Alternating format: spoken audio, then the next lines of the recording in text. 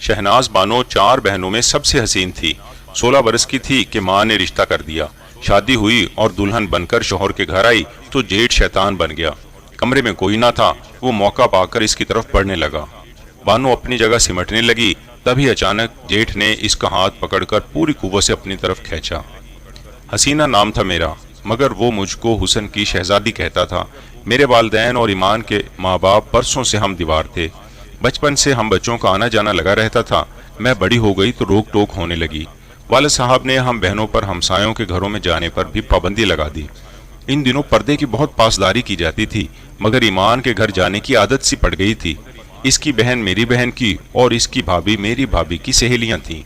ताहम मेरी दोस्ती सिर्फ ईमान से थी। बचपन की दोस्ती को इंसान नहीं भुला सकता। जब कई दिन ईमान को देखे गुजर जाते तो मैं अपने बड़े होने को कोसती, सोचती ऐ काश के बचपन के दिन ही हमेशा को ठहरे रहते। उधर वो भी मेरी कमी को शिद्दत से महसूस करता था। उन दिनों मैं 8वीं में और वो मैट्रिक में था, जब बाबा जान की सख्त गिरी की वजह से हम मिलने से रह गए। मानी हुई बात है, जहाँ पाबंदियां लगती हैं वहाँ जोशो जुनून भी बढ़ता है। अब हम दोनों के पास इसके सिवा चारा ना था कि अपनी छतों से तांका झांकी करके एक दूसरे का दीदार कर लें। कुछ मुद्दत तो ये सिलसिला चला। एक रोज ईमान की बड़ी बहन शीरीन बाजी ने जीने से छत पर आते हुए अपने भाई को मेरे साथ इशारों इशारों में बातें करते देख लिया। इसने अपनी भाभी जान से ये बात जा लगाई। ये वो जमाना था जब पड़ोस की बच्चियों का अपनी बच्चियों से बढ़कर ख्याल किया जाता था। ईमान की भाभी ने अपने शौहर को आगाह किया कि छोटे भाई की खबर लो, ऐसा ना हो कि कल कला को इनकी बातों का कुछ और मतलब निकल आए। वो बोले, ये लड़का समझाने से भी हेरा फेरी से बाज ना आया तो क्या करेंगे, जमाना बदल रहा है। ऐसा करो कि अकमल साहब के वहां जाकर इनकी बीवी से बात करो, वो राजी हों तो रिश्ता पक्का कर लो। मंगनी हो जाएगी तो बदनामी का आधा खतरा टल जाएगा। मेरे वालिदैन ने भी बात निकल जाने के खौफ से हामी भर ली। अगरचे तब मेरी उम्र 14 बरस थी, मगर यही बाली उमरियां मेरे वालिदैन के लिए बड़े खतरे का सबब बन गई। मंगनी के बाद हम दोनों बहुत खुश थे। हमारे घर वालों ने भी सुख का सांस लिया। मुअज़्ज़ज़ सामीईन, आप ये कहानी सुन रहे हैं हमारे ग्रुप के बड़े चैनल गुड स्टोरी पर, जिसे सब्सक्राइब करके इस ग्रुप का हिस्सा बन जाएं। कहानी में आगे सुनिए कि बचपन की मोहब्बत किस मोड़ पर पहुंची और इनके साथ क्या हुआ।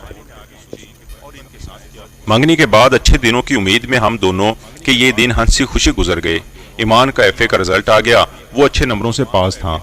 उसकी छुट्टियां आते ही बाबा जान और ईमान के भाई जान ने हमारी शादी की तारीख तय कर दी। शादी को 1 माह बाकी था कि बदकिस्मती से ईमान के बड़े भाई का इंतकाल हो गया। उनके वालिदैन ईमान के बचपन में वफात पा गए थे। भाभी और भाई ने ही इसको बाद में पाला पोसा और परवान चढ़ाया था। यूं हमारी शादी मुलतवी कर दी गई। ईमान ने फैसला किया कि वो अभी शादी न करेगा, क्योंकि इसकी 4 भतीजियां यतीम हो गई थी।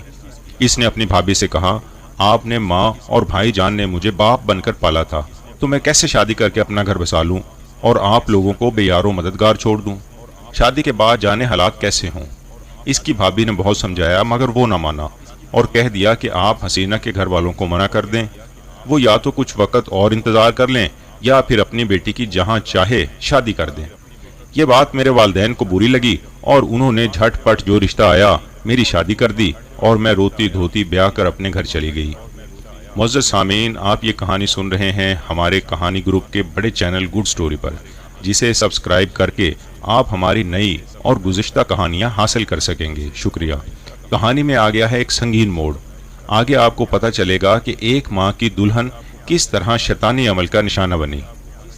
शादी के बाद मेरे शौहर का तबादला कराची से हैदराबाद हो गया और मैं मैके से दूर हो गई। फिर बाल बच्चों में पड़ गई। मैके के अड़ोस पड़ोस की भी सुन गुन न रही। वालदा की वफात के बाद मैके जाना बहुत कम कर दिया था। इन्हीं दिनों भाभी कराची से एक रोज मिलने हैदराबाद आईं। इनकी जुबानी ये सुनकर हैरत ज़दा रह गई कि ईमान की भतीजी शहनाज बानो का कत्ल हो गया है। कत्ल की ये खबर दिल दहला देने वाली थी। शहनाज बानो की सूरत मेरी आंखों में फिर गई। आह, वो तो भला की हसीन बच्ची थी। वाकई इतनी हसीन और प्यारी बच्ची थी कि घर भर की ही नहीं, अपने चाचा ईमान की भी जान थी। वो सबसे ज्यादा अपनी सी भतीजी से प्यार करता था। ईमान की भाभी को लड़कियों की फिक्र थी कि इनके बढ़ने में देर नहीं लगती। देखते ही देखते चारों ने कद निकाल लिए। शहनाज दूसरे नंबर की थी, मगर सरोकत थी। इसका रिश्ता अपनी खूबसूरती के सबब पहले आ गया। माँ ने मना कर दिया कि पहले बड़ी का करूंगी, मगर जो रिश्ता आता शहनाज बानो को मांग लेते। तभी भाभी ने सोचा कि इसी का पहले कर दूं, वरना और बैठी रह जाएंगी। सो इन्होंने देवर से सलाह की। उसने कहा, ठीक है भाभी, अब जो रिश्ता आए तो बानो के लिए हाँ कर देना। इस बार एक अच्छे और खाते पीते घराने से रिश्ता आ गया। वो खातून अपने बड़े बेटे के लिए लड़की देखने आई थी। जब शहनाज बानो पर नजर पड़ी, इसकी खूबसूरती आंखों में खुब गई। सुतेले बेटे के लिए रिश्ता लेने आई थी, मगर अपने सगे बेटे के लिए रिश्ते की नीयत कर ली कि ऐसी मोहनी सूरत वाली फिर कहाँ मिलेगी। इसने सोचा, बड़े के लिए कहीं और देख लूंगी। यूं पहले छोटे बेटे की शादी का एहतमाम कर डाला। इस बात का रंज इसके बड़े बेटे शाहरुख को पहुंचा, मगर वो खामोश रहा। बानो शाहरुख की बजाय माजिद की दुल्हन बनकर उनके घर आ गई। शादी के दिन शहनाज बानो महज 16 बरस की थी और उसका दूल्हा 22 बरस का, जबकि जेठ शाहरुख 28 बरस का था। शादी के दिन बानो दुल्हन बनकर इतनी हसीन लग रही थी कि इस पर निगाह नहीं टिकती थी। मोहल्ले की औरतें कह रही थीं कि ये कोई हूर है जो आसमान से उतरकर जमीन पर आ गई है। दस्तूर के मुताबिक जेठ दुल्हन को पहली बार देखने आया। जब इसने शहनाज बानो को देखा, सकते में आ गया। इसकी नजरें दुल्हन के चेहरे पर टिक गईं और नजर हटाने की ताब न रही। दुल्हन ने इससे तोहफा लेकर शुक्रिया को निगाह ऊपर की तो जेठ की निगाहों में ऐसी हसरत की झलक देखी कि लरज कर रह गई। न जाने क्यों इसको इन वीरान सी निगाहों में वहशत भरी नजर आई। शौहर के घर में पहले ही दिन से वो खौफ के साये में जीने लगी। एक दिन इसने अपनी माँ से जिक्र किया, वो ससुराल में बहुत बेआरामी महसूस करती है। माँ ने सबब पूछा। कहने लगी, न जाने क्यों मुझे अपने जेठ से खौफ आता है। वो जब घर आता है तो दिल घबराने लगता है। इसका वजूद मेरे लिए वहशतनाक हो जाता है, क्योंकि मुझे देखकर इसकी आंखों में अजीब सा तासुर उभरता है। माँ ने इसकी बात को कुछ ज्यादा अहमियत न दी। सोचा कि अभी कम उम्र है, न जाने क्या सोचती है। खैर, वो जब मैके आती, ससुराल जाने को जी न करता। शहनाज बानो की शादी को बमुश्किल 2 माह गुजरे थे कि एक सुबह सास ने कहा, दुल्हन, आज मैं बड़ी बेटी के घर जा रही हूँ, शाम तक लौटूंगी। तुम घर का ख्याल रखना और खाना भी तैयार कर देना। तन्हा घर में रहने के खौफ से उसका जी बैठ गया। बोली, खाला जान, आप मुझे भी साथ ले चलिए। तुम घर पर ही रहो, शाहरुख और माजिद आएंगे, इनको खाना कौन देगा। वो सास का हुक्म मानने पर मजबूर थी। सास को घर से गए 1 घंटा गुजरा था कि दस्तक हुई। शहनाज बानो का दिल धक धक करने लगा। वो दरवाजे के पास गई, मगर कुछ ना बोल सकी। तभी दूसरी बार इतने जोर की दस्तक हुई कि इसने घबरा कर कुंडी खोल दी। जिसको देखकर सहम जाती थी वो आ गया था। जल्द ही बानो को एहसास हो गया कि वो जेठ का रास्ता रोके खड़ी है। तभी वो सामने से हट गई और तेजी से कमरे में चली गई। इसके कानों में कदमों की चाप को वॉशरूम की जानब जाते सुना। शाहरुख हाथ मुंह धोकर निकला तो इसने बावर्ची खाने में झांका। बानो तो वहां नहीं थी। इसने आवाज दी, बानो कहाँ छुप गई हो, खाना दो, भूख लगी है। वो इसकी आवाज सुन रही थी मगर उठ नहीं रही थी, जिस्म में जैसे जान ना हो। तभी कदमों की आवाज इसके कमरे की तरफ बढ़ती सुनाई दी। खाना ना दोगी क्या, अभी तक नहीं पकाया। ये कहते हुए वो कमरे में चला आया। पका हुआ है, बस रोटी डालनी है, उसने नजरें मिलाए बगैर जवाब दिया। तभी नजर दीवार पर लगी अपने वलीमे की तस्वीर की जानब उठ गई, जिसमें वो अरूसी जोड़े में अपने दुल्हा के साथ बैठी मुस्कुरा रही थी। वो डर के मारे शाहरुख की जानब नहीं देख रही थी, क्योंकि आज बैरूनी दरवाजे से आते हुए वो इसको फैसला कुन नजरों से देख रहा था। वो गहरी खामोशी से इसकी तरफ बढ़ने लगा। बानो अपनी जगह सिमटने लगी। तभी अचानक शाहरुख ने इसका हाथ पकड़कर अपनी तरफ खींचा। चीख इसके मुंह से निकल गई। इसने झटके से हाथ छुड़ाने की कोशिश की तो कलाई में पड़ी सोने की चूड़ियां भी चीख उठी। नाजुक सी लड़की अपने कोमल कोमल हाथों से इसको खुद से परे करने की कोशिश करते हुए दरवाजे तक आ गई। जब देखा कि वो अपनी कमजोर मुदाफतों से इस तूफान का मुकाबला नहीं कर सकती तो सहमी हुई चिड़िया से जख्मी शेरनी बन गई और चिल्लाकर बोली, शाहरुख भाई शर्म करो, हट जाओ सामने से वरना जान दे दूंगी।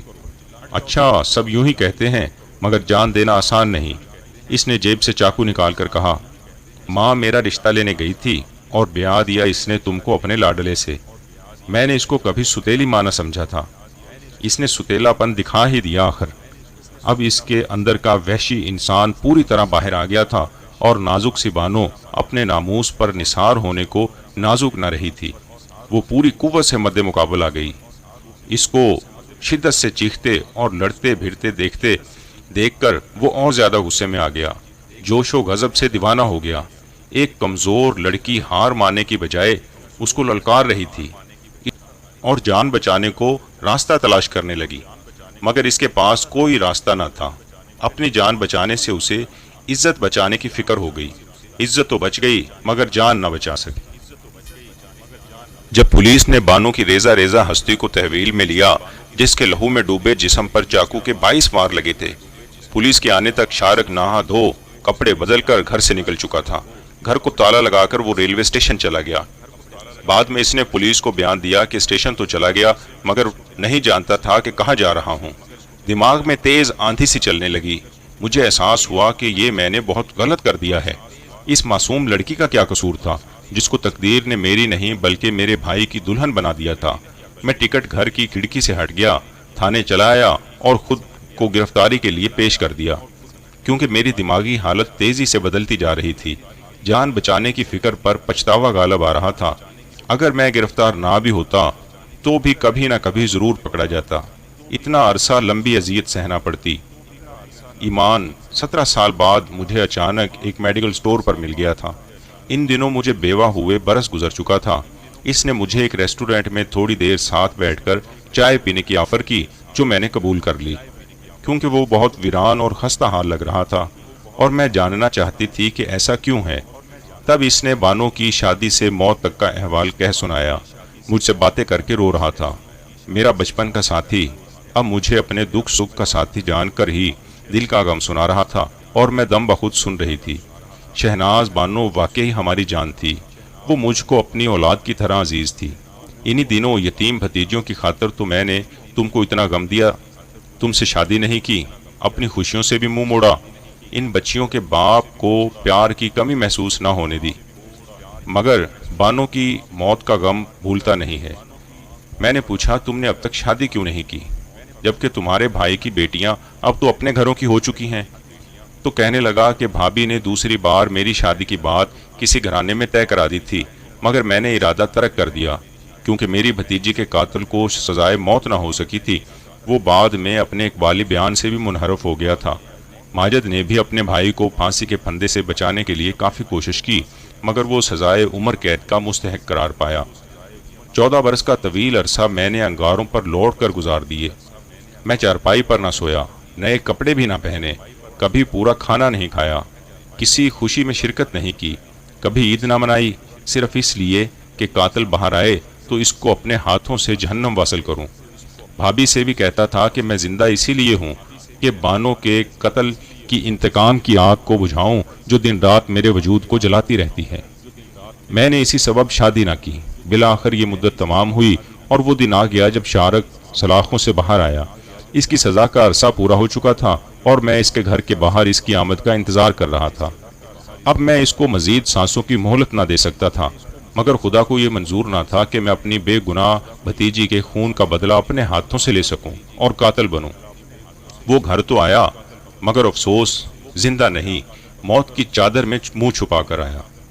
जेल से आज़ाद होकर वो पिशावर से आगे कहीं अपने आबाई इलाके को निकल रहा था कि हाईवे पर इसकी गाड़ी हादसे का शिकार हो गई। वो मौका पर हलाक हो गया। कुदरत के खेल निराले हैं। 14 साल की सजाए उम्र पूरी कर लेने के बाद भी इसको माफ़ी ना मिली और वो जिंदा अपने घर के दरवाजे के अंदर कदम ना रख सका। मौत ने तो यूं भी इसको इसके घर आने तक मोहलत ना दी। मैं नाहक बदले की आग में खुद को जलाता रहा, हर खुशी को खुद पर हराम कर लिया, जबकि कुदरत ने खुद इससे बदला लेना था। मेरी ये खाम ख्याली थी कि कानून को हाथ में लेना चाहता था। अब सोचता हूँ बेशक इंसान फानी है, मगर मैंने अपनी ज़िंदगी को फना करके क्या पाया। ये कहकर ईमान ने आंसू पूछे। इसके बाल सफ़ेद थे और वो अपनी उम्र से ज़्यादा बूढ़ा नज़र आ रहा था। इसने अपना दुख मेरी गमगुसारी के कासे में डाला और चला गया। इसके बाद वो मुझे कभी नहीं मिला। गुड स्टोरी चैनल के सामीन और नाजरीन, आपके शुक्रगुजार हैं कि आपने हमारी सबक आमोज़ कहानी के लिए वक़्त निकाला। जैसा कि आप जानते हैं, सच्ची कहानी पेश करना एक बहुत मुश्किल मरहला है। गली गली कहानी की तलाश, इसकी बेहतरीन अंदाज में स्क्रिप्टिंग, एडिटिंग, ग्राफिंग और वॉइस ओवर जैसे मुतअद्दिद मरहलों के बाद एक वीडियो स्टोरी तैयार की जाती है। جو ہماری ٹیم بڑی ذمہ داری اور محنت سے یہ تمام مراحل عبور کر کے آپ کے لیے ایک سچی کہانی پیش کرتی ہے۔ ہماری ٹیم کی حوصلہ افزائی کے لیے ہمیں آپ سے کچھ نہیں چاہیے، ہم اگر صرف اتنی گزارش ہے کہ انگلی کا ایک اشارہ کر کے سبسکرائب کا بٹن کلک کر دیں، آپ کی طرف سے یہی ہمارا انعام ہے۔ اللہ تعالیٰ آپ کی خوشیوں میں اضافہ فرمائے اور دنیا کی مشکلات سے بچائے، آمین۔